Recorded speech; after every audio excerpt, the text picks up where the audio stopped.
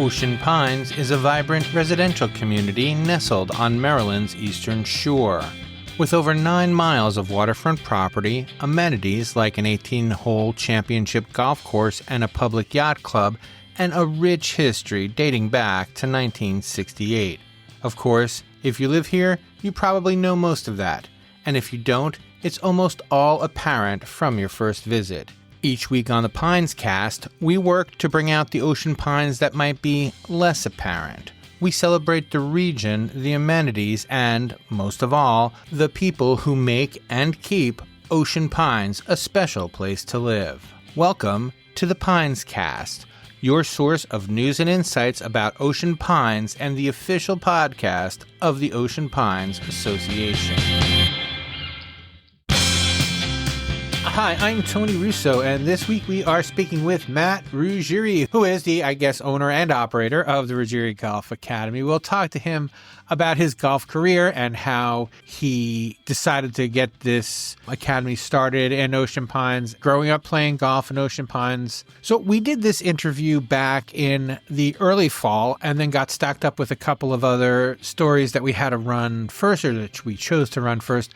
The point is, he refers to the world as if fall is starting and winter is far off when, as you know, if you're listening, when this comes out, it is pretty much winter now. However, the good part of doing a podcast like this, where everything is kind of, as we say in the business, evergreen, this is all still relevant. The golf programs that he mentions all happen in those months. It's just he's referring to them as farther off. The other thing I just want to say before we get started is we got a nice letter, and I wanted to read it.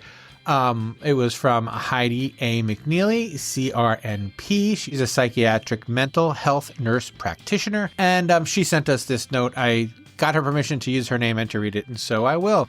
Hi, Tony. I have really been enjoying listening to the Pines Cast. I love learning about the history of the Pines and getting to know some of the leaders in our community.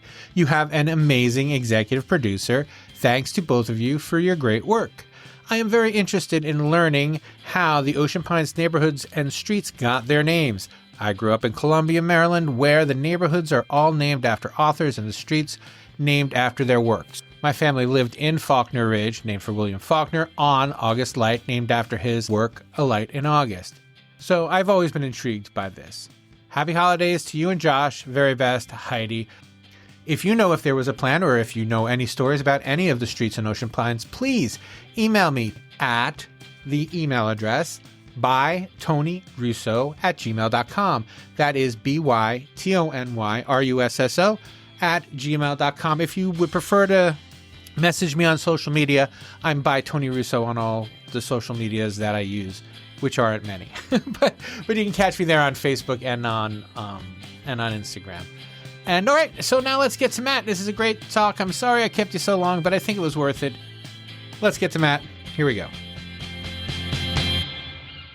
So, as we were just mentioning before we got the call started, you were born in New York, but you grew up in Ocean Pines. How old were you when you moved to Ocean Pines? Do you recall moving? A little bit. I remember the van being packed up and hitting the road. I started school at Shall Elementary here in Ocean Pines in first grade. Excellent. And so what was it like growing up in Ocean Pines? Because I guess I forgot to ask your age, but you don't sound like you're in your 50s.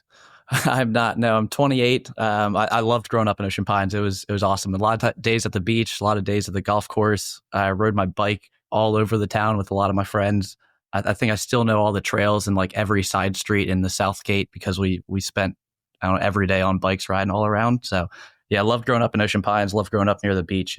Wouldn't ask for anything different. That is so cool. Well, so many of our guests, grew up in an Ocean Pines that was empty all winter, but you grew up in an Ocean Pines that was not empty all winter. No, it was definitely a little busier than stories I've heard in the past. It's exciting to me looking now. It seems like it's even busier than it was when I was growing up. And I remember always saying that in high school and after I graduate high school is it's bound to be a year-round town any day, and it feels like it's getting there. Even as we're getting into the later fall, it's the weekends are still packed, the beach is still busy. It's great to see. And you went to Stephen Decatur and Shal and all of that. And so when did you take up golf, and why did you take up golf? So I was playing golf as a pretty little kid. I'm sure I got my first set when I was only 4 or 5. I think my grandparents got me my first set, and we used to go with my dad oftentimes. I actually remember as a little kid, probably when I was 8, 9, 10, it was typically like Father's Day and any holidays we'd spend out there. It was how my dad wanted to spend the holiday. So we were happy to go along. Definitely was kind of bribed by getting the chance to drive the golf cart to go at an early age.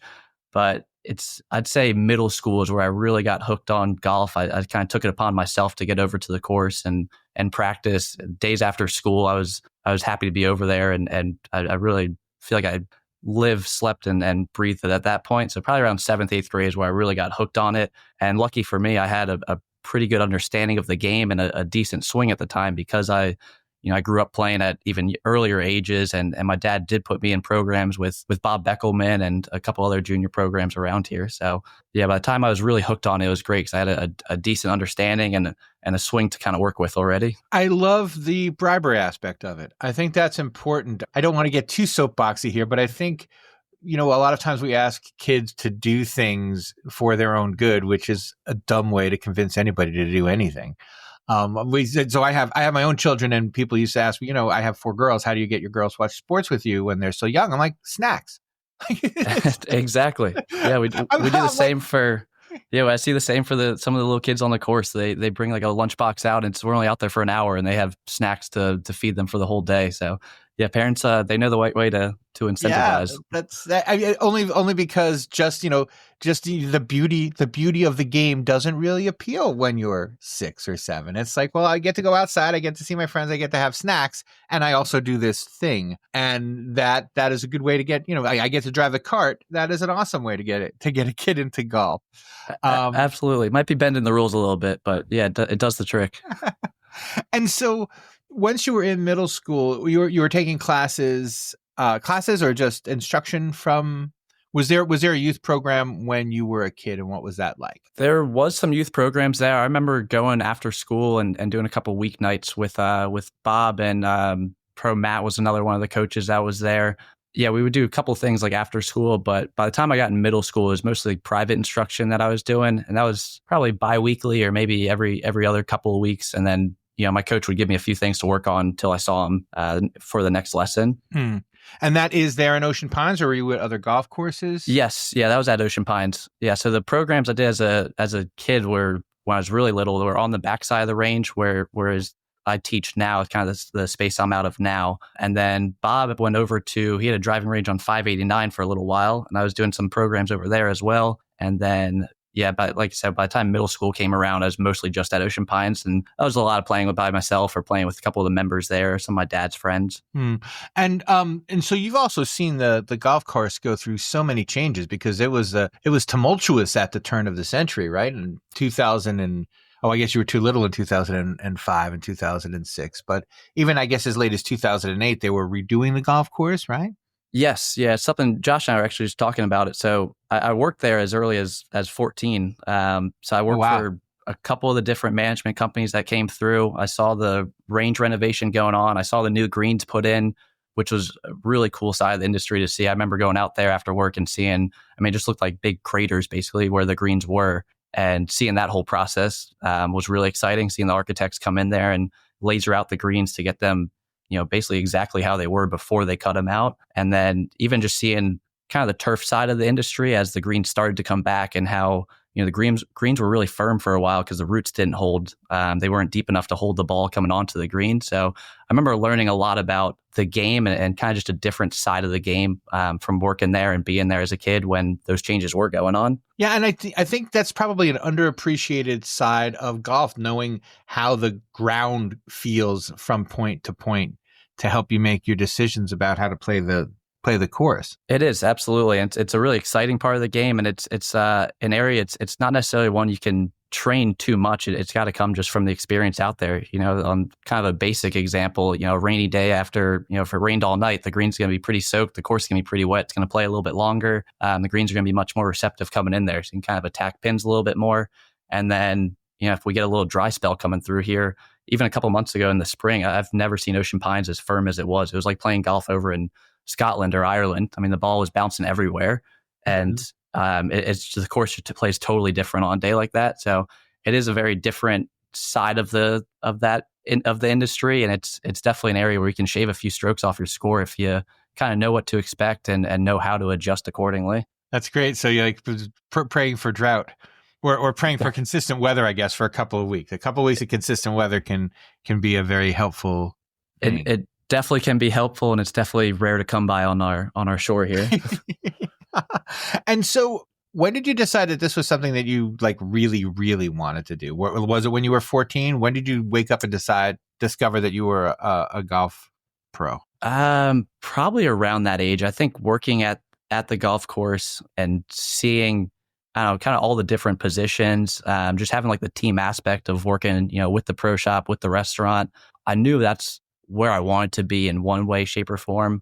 My dream was always to be a competitor. And I remember saying it probably at age 15 or 16, I started saying I was going to play or teach this game for a living. There's kind of no plan B or plan C, I guess I should say.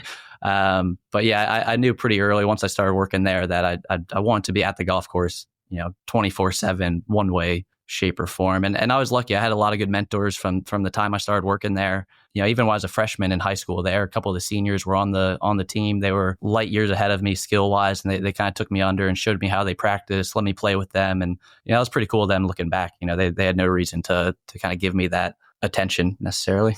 When you yourself were a senior, how ready did you feel to take that next step? I was very confident. That definitely wasn't the issue. I probably was a little more confident than my where my game actually was. But I still say that's a skill in golf is keeping like the positive mindset. And, as a competitor, I tell players, you have to have a confidence that borderlines arrogance to be totally truthful with them. It's just that kind of game. It's the nature of the beast. Any lack of confidence is a form of doubt, in my opinion. So yeah, as a senior, I was confident in my game. I ended up going down south right after high school and turned pro and was caddying and playing a couple mini tour events, playing some professional events, and that was humbling going down to Florida. I remember getting beat up pretty bad on some of the pro circuits, but it was an awesome learning experience, and my game grew very, very quickly at that point because every time I was beat by a few strokes, I knew exactly what I need to practice, and I was happy to do it. So. It was humbling at the time, but it was definitely necessary too. It was kind of win or learn was the mindset. Well, and that's always an interesting transition because you do have kind of a, with no offense intended to our extremely wide golf culture down here. Well, up here in Maryland, I guess. It's still you do have that kind of big fish in a little pond. Once you get into the places where golf is like religion. Absolutely. Yeah, no, I learned that pretty quick going down to Florida. I mean, everyone down there can hit the ball 300 yards. Everyone, playing these tournaments can hit the ball 300 yards. They all can make the big putts when it matters. It's a lot of it's the mental game that kind of separates the competition. But no, you're absolutely right. The competitive level down there it's definitely night and day to the coast, at least right here. The Mid-Atlantic PGA section, they have some very competitive events. It's tough for the pros around here because everything's 2-3 hours away. So it's kind of a bigger commitment for us to make those trips to play as opposed to some of the pros in like the Baltimore, Philly area. Right, because you can just jump. Yeah. For us, it's a little bit longer of a drive. You got to decide if you're getting a hotel room, practice rounds the day before. It all just starts to add up. It ends up being a couple of days away from work, a couple of days away from family. So. And you came on as a pro in Ocean Pines when? I started the academy last year. I came in February. So yeah, I started there last year. I was the assistant pro when I was, I think, 16 or 17 there. I was working in the pro shop under John Malinowski and Scott Lennox. Mm-hmm. And so how did you spend those transitional years on the circuit? So you've been on the circuit this whole time, this last decade or whatever? Yeah. So I turned pro when I was 18. I haven't played any professional events in a couple of years. I'm hoping to get back into it later this year. I'm actually heading down to Florida in a couple of weeks. I might be playing an event down there, just get a little rust off. But I will still be playing a little bit next year. Yeah. I've been a pro for 10 years now though. And I love the teaching side of it. That's kind of my bigger focus right now is teaching, coaching, and just keep building the academy at Ocean Pines, keep reaching new customers. And how did you make it so that you have to develop like a work ethic even, or maybe even especially when you're teaching? So I can tell you that, for instance, that I write for a living and I also write for, for pleasure. I write things that no one's paying me to write. And I also write things that people are paying me to write.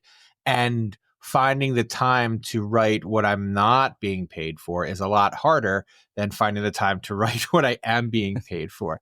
And I expect it's probably similar when you're a golf professional, because you love to play and you want to get better, but your job is to make other people better. Yes, no, you're absolutely right. It is tough finding that balance.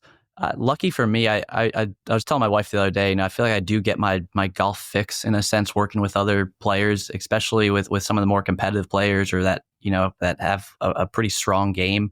A lot of times I get a chance to get out on the course with these players, so I'm still out on the course. They'll ask me to hit a few shots or demonstrations, so I do get to hit a little bit here and there. And yeah, as far as the balance of it, for me it was funny actually. A couple of weeks ago, I really started practicing a little bit more than I have in the last year or two, just because I kind of hit my breaking point of like my game was in a slump. I played with a couple members and just did not play at the level I feel like I'm capable of or should be at. And that round specifically really put in perspective. I was like, all right, I need to carve out a little time for myself. And I call it being a little selfish. Like I need to just be a little selfish and, either get to work 30 minutes to, an hour early and hit some balls or stay a little bit later and hit some balls. But it is definitely tough when it's I want to give my time also to a lot of the juniors and some of my other members that are out there playing, and I got to make sure my own game doesn't suffer too much either. I got to be able to hold my own in a sense. Yeah, no, absolutely. On top of that, you've started this golf academy in addition to what you're doing. Can you tell me about the Matt Ruggiere Golf Academy? Yes. Yeah. So we started last year. It's been great so far. I'm working with players of all levels, juniors, adults. I do a lot of ladies only programs to get the women a little more comfortable before they start getting out on the golf course. The junior programs are a blast. I have a little golfers program. It's for ages 5 to 7, and they're absolutely hilarious to work with. I was joking the other night, if I'd started like a YouTube channel and just filmed those sessions, I'd probably have a couple thousand views on there, because the things they say and do are just they're just too fun to work with. And then it's amazing too. I have a couple kids that started in that little golfers program. They've stuck with it. They kind of graduated from that into my junior coaching program for kids ages 7 to 11, and it's really exciting to see them on the course now, putting it all together. And it's just kind of cool for me to see. I was their introduction to the game. I showed them how to hold a club, and now they can hit some pretty impressive shots out there on the course. They make some pretty big putts. And I keep that junior coaching program from ages 7 to 11. I do that on Tuesday nights. On Thursday nights, I have it from ages 11 to 14. And it's kind of a feeder program, getting them into basically some competitive golf. Friday nights, I do my juniors on course event. So a lot of the same kids that are in those junior coaching programs and little golfers will be coming out on Friday night to play on the course, and they get an option. They can play by themselves and kind of take on the challenge by themselves, or they can partner up and play as a team in a pretty fun format. And I do prizes on Friday nights as well. They earn, it's almost like tickets to an arcade for the Friday night program. So, some of the kids can cash in their tickets tonight, or they can save them up for later in the season. I have a couple good prizes. There's a chipmunk head cover right now that's pretty sought after. I know a few kids are saving their tickets, trying to earn that one. Hey there, listeners. Are you in the Ocean Pines area and looking for a pharmacy that goes above and beyond? Look no further than Tidal Health Home Scripts. Open 6 days a week, our knowledgeable pharmacists are ready to fill your prescriptions in just minutes. Plus, we offer free home delivery in the Ocean Pines area and have a super convenient drive-through window. Need over-the-counter items? We've got a large selection. And with our monthly sales, you'll find everything you need at great prices. Conveniently located at the North Gate of Ocean Pines, Tidal Health Home Scripts is open Monday through Friday from 8 a.m. to 6 p.m. and on Saturdays from 9 a.m. to 3 p.m. To fill a prescription or arrange for a free home delivery, give us a call at 410-543-4769. That's 410-543-4769. Remember, that's Tidal Health Home Scripts, your trusted pharmacy partner. It's easy to see in retrospect the need, but why did you think there was a need, and how did you decide to start it? So I know you started it earlier this year, but when did you start planning to start it? So from Ocean City, or before Ocean City, I moved from Colorado. I was out in Boulder, Colorado, and I was teaching golf out there, but I was working in the pro shop. And when I took the job out there, I remember doing like the interview, and they asked me kind of what my 5-year vision was. And I told them I wanted to be teaching and coaching full time. So the teaching coaching side of the industry has always been kind of what drew me to the golf industry the most. Like I said, the turf side, it definitely fascinates me, and the pro shop and like merchandising, the management side of it's a blast, and I love the team aspect of it. But I really like being hands on, working with players. I love being outdoors, so it works out for me there. Yeah, the last few years, the teaching full time has been the plan, and as far as the kind of the vision for Ocean Pines, it was probably just 2 or 3 years ago. I was back home for my brother's wedding, and I just remember, being at Ocean Pines, and the pro there at the time is awesome. He did summer camps, but they didn't have anyone teaching full time in like a director of instruction position like I'm in now. So I don't know. I thought the demand was there. I remembered it as I was a kid, and I remember being in like middle school, high school, and kind of wishing we had some programs, kind of like I run now. So yeah, we just my wife and I took kind of a leap of faith and made the move back home to start the academy. Yeah, so that's huge. That's not just, oh, all right, well, I'm going to start expanding what I'm doing. You had to get a job. So did you get a job do you work for Ocean Pines, or is this an independent? No, yeah, I'm an independent contractor out of Ocean Pines. So yeah, it was a bit risky when we did it. I remember my wife was awesome. She was fully supportive. Even when we first started, starting any business, it's not going to take off right away. And we started in February. Right. So, obviously golf wasn't as busy in demand as is, 4th of July around here. So building clientele was a little slow at first. It was definitely a little stressful, but she, I can't thank her enough for her support and kind of helping me like stick to the vision and what the dream was. But yeah, it was exciting. When we were in Colorado, I told her I was going to send an email about kind of my vision for the academy. I reached out to John Viola and Bob Beckelman, and, speaking of support, they've been nothing but supportive as well. The whole community really has. John's helped me out with the renovation on the range now, so I'll have a new training shelter soon. It's just been a dream come true. It really has been. Oh, that's cool. Talk to me about the training shelter. What is that going to look like, and where is that going to be? So it's on the backside of the range. That's the area I teach out of now. And there's a shelter back there from when the programs I mentioned earlier that Bob was running. And yeah, we're expanding that. We pushed the walls back a little bit. So we'll have a little more space to do some group teaching throughout the winter time. And that was kind of the big goal, is be able to stick with group lessons, group teaching, and not have to deal with elements as much, because our winter times aren't too bad, especially if we can get out of the wind. And that's kind of the big goal there, is we'll be able to get out of the wind. I'll have some heaters back there for if it does get a little bit colder, but just for the people that do want to take lessons, they don't have to have a 4 to 6 month break on it where they put pause and kind of seize their momentum. They're going to be able to keep the momentum going, keep training year round. Yeah, that'll be really exciting. It's I was just telling Josh before we started, it's coming along. There's probably another couple of weeks and it should be finished up. So it's really fun to see that process as well. That's cool. I want to get you to elaborate a little bit more, only because my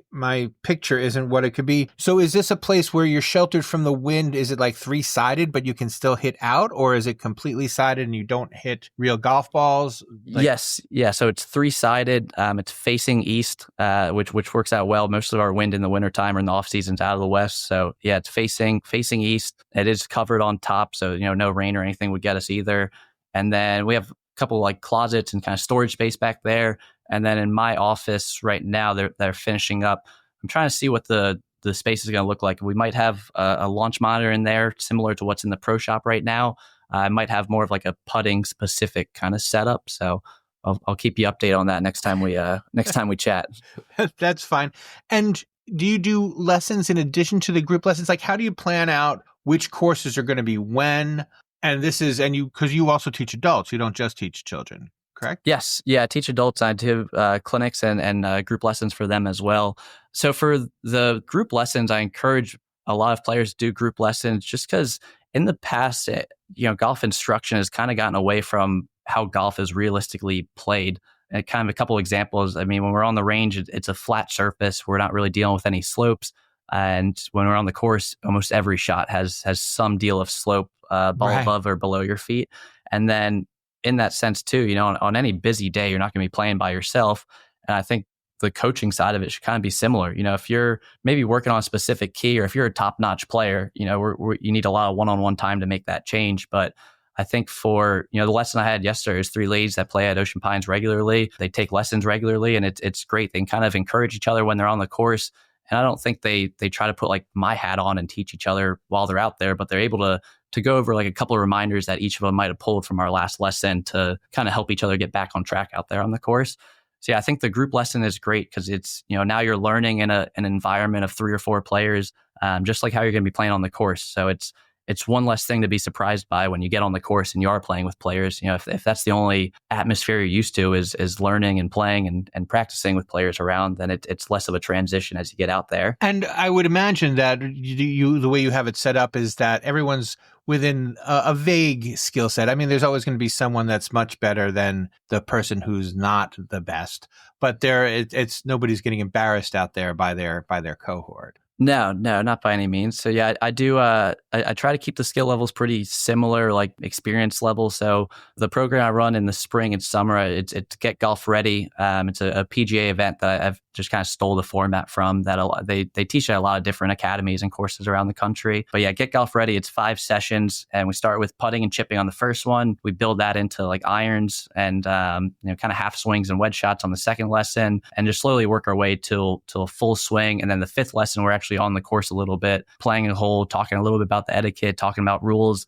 And yeah, so that's been awesome. So I run those programs in the spring and summer, and I kind of use that to feed into my swing tune-up, which I have on Saturday mornings or like Saturdays around noon. And yeah, ideally, I have a Get Golf Ready that kind of leads into like a Get Golf Ready 2 or that swing tune-up session or some group lessons from there. A lot of the players, the 3 women I just mentioned, actually, they started in a clinic together. That was a ladies only clinic. They didn't know each other. They met each other in that clinic, and now they're playing together a couple times a week. They do lunch afterwards.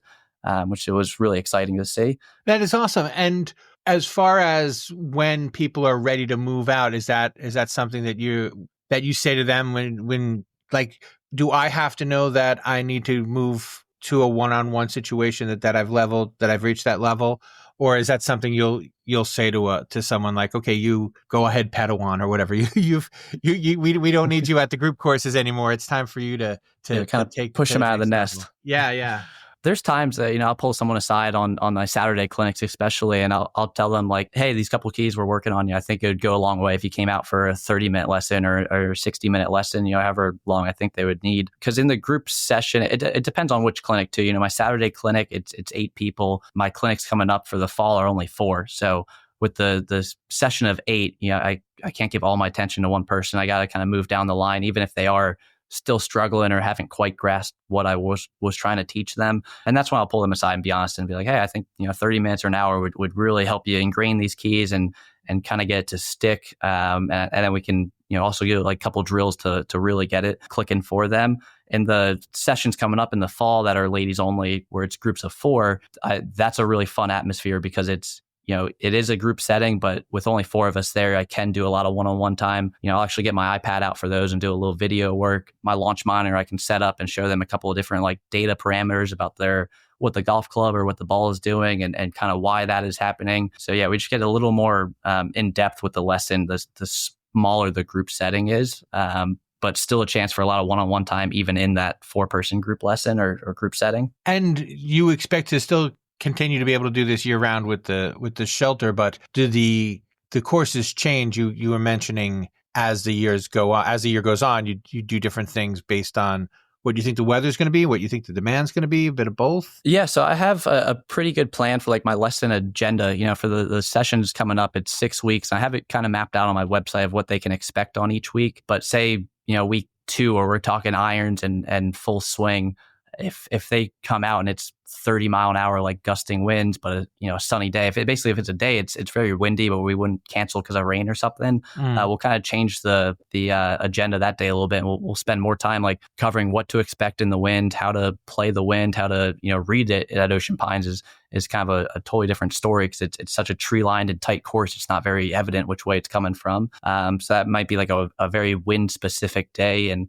so yeah, I have kind of a general plan what we're going to work on each day. But if the conditions call for something differently, just as we would on the course, we kind of adapt and go over that specific topic, which is fun because it's something we might not get to work on if they showed up on a blue sky 75 day. Yeah, because that's the thing. Like if you have people coming from out of town, or you all decide, hey, we're going to play golf next Thursday and it's windy, you have to decide whether you're going to cancel or have a crap game, or whether you're used to using the wind, And so I guess that's a useful opportunity to at least before you get out there, have a sense of what the wind can and can't do for you or to you. Yeah, I think that's kind of the big key with golf in general, is having a sense of direction, a sense of what to expect. I think that's when players get the most frustrated is when they're mishitting shots and don't know why, or something like concept wise isn't clicking for them. So, obviously players don't leave my lesson tee feel like they're ready for the PGA Tour, LPGA Tour.